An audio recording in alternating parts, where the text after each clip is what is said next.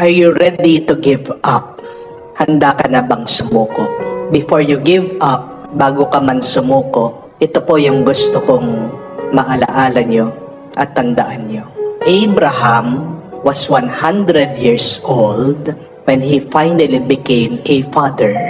Ang tagal-tagal niyang nagdarasal, humihingi ng anak. At kailangan pa na uugod-ugod siya bago ibigay ng Diyos yung dasal at panalangin niya. Also remember, Joseph in the Old Testament, he was sold as a slave. He was imprisoned for 13 years. Kinulong siya, wala siyang kasalanan, and only after 13 years, doon pa lang siya nakalaya na absuelto. Also remember that the people of God, the Hebrews, Israel, wandered in the desert for 40 years before entering into the promised land. Could you imagine that? Wala kang permanenteng bahay, napakainit sa desierto, walang seguridad. And yet, only after 40 years, doon palang binigyan ng Diyos pagkakataon na magkaroon sila ng sarili nilang lupa. And in the gospel that we have read for today, the official's daughter has just died. Kamatay-matay pa lang. But look at his faith. He went to Jesus, believing that Jesus could resurrect the child. And Jesus had done it. Patay, muling nabuhay. And also remember, the woman with hemorrhage. She was suffering, ill, may sakit. How many years? 12 years. Halos naubos na lahat ng kanyang pera. Ang tagal, pero hindi sumuko. Hinawakan lang yung laylayan ng ating Panginoon, yung kanyang damit. Gumaling instantly, agad-agad. How about you? Gaano ka nakatagal naghihintay? Baka wala pang years. Tapos handa ka ng sumuko. Before you give up, please pray for these 3 things. First is faith. Second is hope. Third is love. What is faith?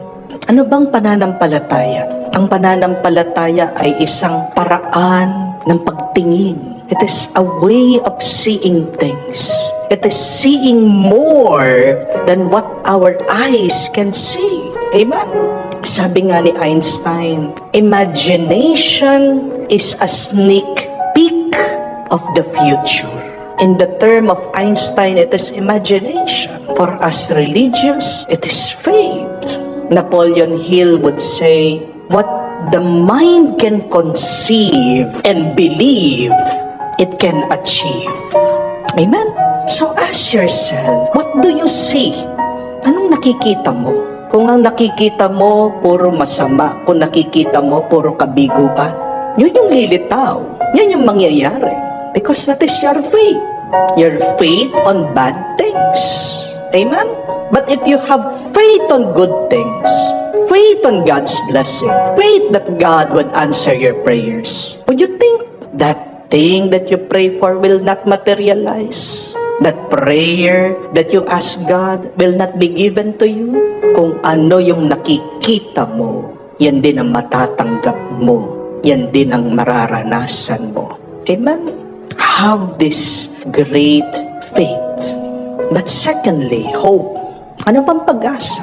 Hope is a voice inside of us, whispering, saying, you can do it. Try it one more time. Saying to you, one more day. Sige na, kaya mo. Konti na lang. Sige pa. When the world says to us, stop, it is hope, the voice inside of us that pushes us to continue. Have a lively hope. Huwag mong papabayaan na mamatay ang iyong pag-asa. Dahil pag wala ng pag-asa, patay ka na. Dahil yung kasabihan totoo, habang may buhay, may pag-asa. Pero ang totoo, habang may pag-asa, merong buhay. Nag-uumpisa sa pag-asa para ikaw ay magkaroon ulit ng lakas at ng buhay. Amen? And third, love. Pagmamahal. Ano ba ito? For me, love is our superpower. Isipin niyo, pag naaalala mo yung minamahal, di ba kahit na pagod ka, naghihina ka na, nangangawit ka na, bigla-bigla nagkakaroon ka ng gana. Bigla-bigla lumalakas ka. Love is the greatest force here on earth that pushes you to do the impossible. Kahit na masakit, iiwan mo ang mga pamilya mo dito sa Pilipinas, mangingibang bansa ka, kahit na malayo ka sa kanila, kahit na nangungulila ka, gagawin mo yun. Bakit? Dahil sa iyong pagmamahal. Ang mga iba, kahit na meron silang sakit, magtatrabaho pa rin.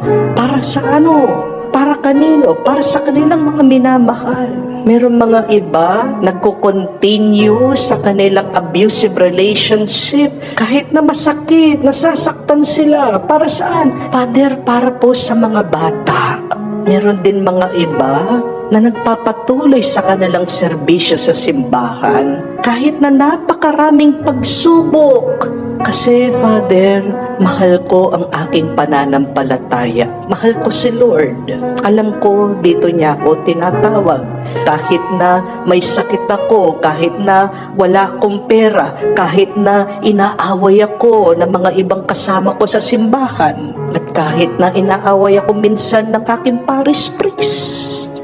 Without love, you cannot do the impossible. Love is our superpower. And why is that? Because love is grace. God is love. Amen? When you have love, you have God. When you have love, God gives you the strength to carry on. Are you ready, really, to give up? Handa ka na ba talaga na sumuko? Bago ka man sumuko, magdasal ka. Una, alalahanin mo yung mga nauna sa iyo na mas nahirapan pero hindi sila sumuko. Nagpatuloy sila. Find inspiration in that. At secondly, pray for these graces. Pray for faith. Pray for hope. And most importantly, pray for love. And I tell you, hindi ka susuko. Magpapatuloy ka hanggang makamtan mo ang iyong hinihiling, ang iyong pinagdarasal.